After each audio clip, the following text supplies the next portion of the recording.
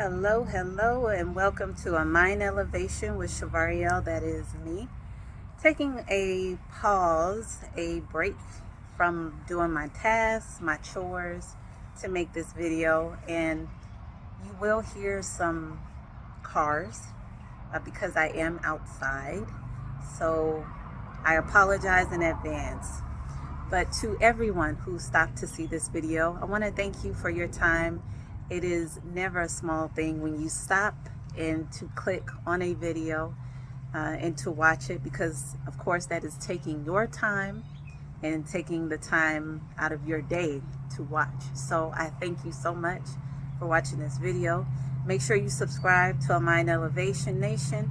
That way you are in the family, and you also get to know when I do make these videos. And then, of course, A Mind Elevation, to those who do not know, it is a movement. No, not a movement, because a movement stops sometimes. It is a lifestyle to be better, to do better, to live better, and to live in peace. So go ahead and get in this atmosphere of elevation, because we are going on a high ride. So I was attempting to take my son's car seat out of the car. And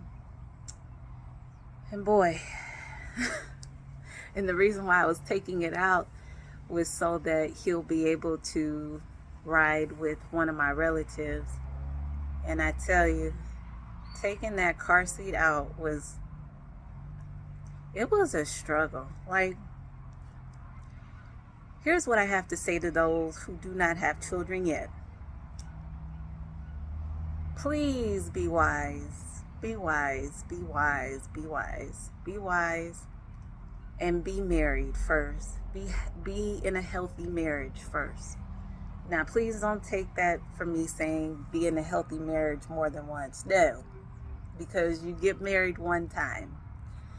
The reason why I say that is because there's so much that comes after when you don't plan children, when you are not married, when you are quote unquote having fun in bed and just waiting to see if a child will be conceived, in which a lot of times, yes, a child will be conceived because you're having sex, and that is how a child is conceived.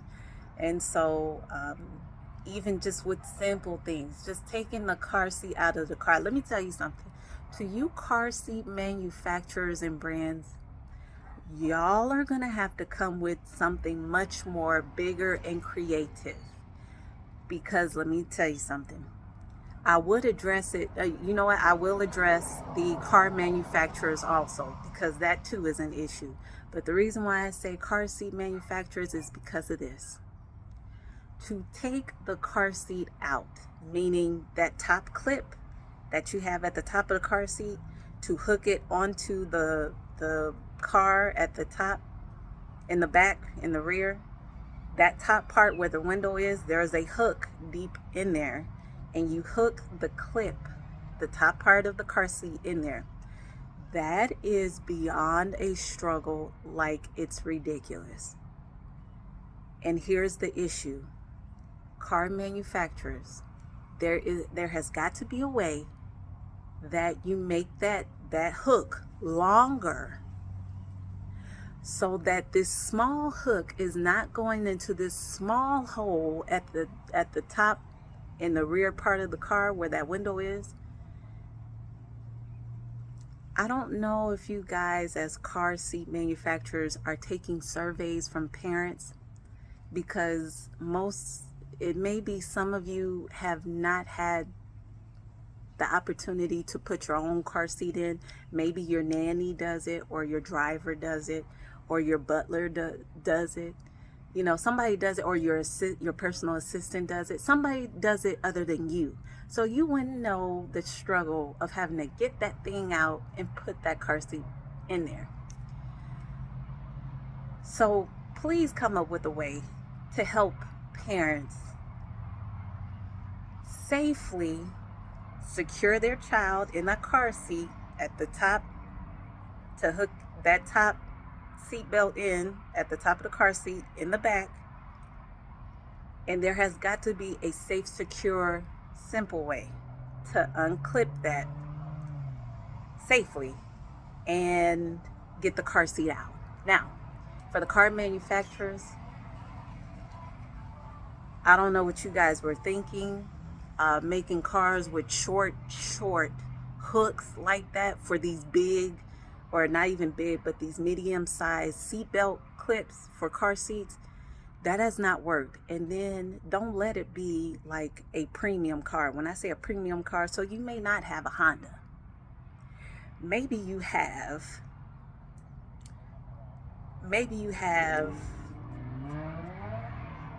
a Kia.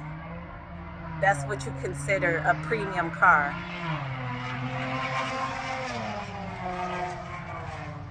I'm so sorry. Again, I'm outside and it's beautiful out and I just decided to make this video. But anyway, maybe you don't have a Honda. Maybe you have a Kia. And Kias are sweet cars. They are good cars. Well, the back of that car is still small. You see what I mean? Like the back seat of that car, the roof is small. Okay. It is spacious for a Kia.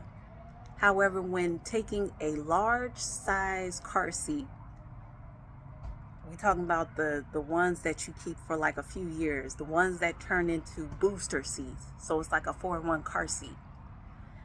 You get them for the infant age, and then they grow, your child grows in that car seat all the way up until 10, to where they get in that booster seat. It's still a large seat to put in there. That car seat is huge, okay? But we want to keep our children protected. Anyway, yeah, you guys seem to do a good job as car manufacturers back in the 1980s, 90s, and early 2000s, and even mid 2000s. There's got to be a way that you can make that roof just a little bit higher, so that when parents are going to unclip the car seat, to remove the car seat from the car, that they're not feeling confined in a small space and not hitting their head, and it feels like the walls are closing in. Just my recommendation. And then to those who do not have children or who may want children, look, please be married. I mean, to be happily married, be happy with yourself before you get married, okay? And then be in a healthy marriage so that you can have help. Because if you don't, let me tell you, if you don't, people don't put enough stress on this.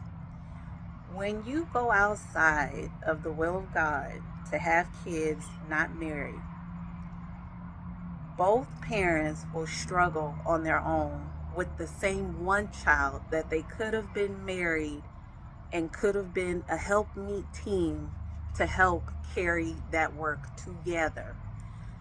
But for some of you who are like me and were hard-headed, wanted to do things your way and thought you had it figured out, to say, no, we'll be okay, we'll get married later. And you actually didn't even get married later. Some of you probably didn't get married at all, like myself. Or some of you did get married, and I am happy for you. Seriously, not in a shade way. I'm happy for you because you stayed with the union under God and you got married, and now you're raising your children together. But to those who that didn't happen that way, single parenting is hard. It's hard. As simple as getting a car seat out the car, it is a struggle. So let that be a reminder to you, like, do I really want to go through all of this? You know, I didn't even mention, the financial overload that you have to bear, being a single parent, having to carry your responsibilities and the responsibilities of that other parent, because you two aren't in the same household. And I didn't even get into welfare, if you apply for welfare or if you need welfare. That's sad in itself, because two people who decided to lay down were not responsible enough to care for that child financially, that you now have to go to the government and ask them for assistance. Now, that's not a shade to anybody on welfare. I was on it. I'm just saying it's sad because you have to sell your information in order to get resources. from the government for welfare. And welfare is not a good thing. It's only for those who need it. You know, say maybe the husband passed away or the wife passed away, or somebody lost their job in the marriage, something like that. But as far as like single parenting goes, it's an awakening for those who are single parents, because it's just like, well, you should have been more responsible not to bring a child into this life if you weren't financially prepared. Yes, that includes me. So whatever message I give, it is to me also, okay? Because we're in this together.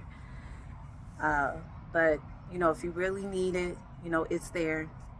It is there. Government assistance is there. Welfare is there, for the time that you need it. But don't live on it. Make a plan to exit out of welfare, because welfare is only for low income. And to be low income, that means you have opportunities have not come for you. Things are not going as God planned for you. Or no, not as God. Whatever God planned for you, it will come to fruition. But maybe plans didn't go according to what you expected. That's what that is for. But make an exit strategy to get off welfare, so that you're not on it years at a time, like I was. So that's what I got to say. I mean, be careful. Be careful. Okay, it's no small thing bringing a child into this life, and it's a bit eye popping to hear. We'll be so quick to lay down and bring children into this world unplanned, when children are for our lifetimes. Like, you never ever stop being a parent. But we won't take the same initiative to have emotional intelligence, mental intelligence, to find our soulmate, or to find our husband or wife, to say, look, we're going to be in this union under God. I am your helpmeet, you are my helpmeet. And then we have a baby. But to just go lay down and just say, well, whatever happens, happens. I mean, if it's going to happen, it's going to happen. And a child comes in, that's no way to live. It's truly not. Children are precious. And here's another thing about children. Blessed is the man that leaves an inheritance to his children. That includes women. Blessed is the man, that's how the word wrote it. Blessed is the person who leaves an inheritance to his or her children. So you're not here just to make babies. You better leave those kids an inheritance. Okay? So yes, you got a lot of work. We have a lot of work ahead of us as parents, because we have to make generational wealth. So then our children can have that wealth. Well, we get to enjoy it ourselves now. And then we have that wealth passed to our children, our children's children, and children's children's children, and all of that stays in the family. So, and that's why I have businesses. I have businesses dedicated to my sons, and then one that I like, that I created. Well, I didn't create it. God gave it to me. So one that I'm building on for the love of just giving people treats and desserts. It's called Saucy Sweet Treats on Instagram. Look us up. And then the businesses with my sons. So that's what I give to you. May this find you well, and just be mindful. Just really think before you lay down. Think before you lay down. Think before you lay down. Please. And I ask you, please don't fornicate. Please do not lay down. Don't have sex before marriage. Just wait. Just wait. It's not worth risking your health, risking that other person's health, and then also it's not worth bringing a innocent child into a tumultuous relationship between you and that other adult. Just wait, okay? And then even if you're in a healthy marriage, still consider what comes with having a child or children. So that's what I have for you. May this find you well, and We'll talk again soon. May you all have a good day.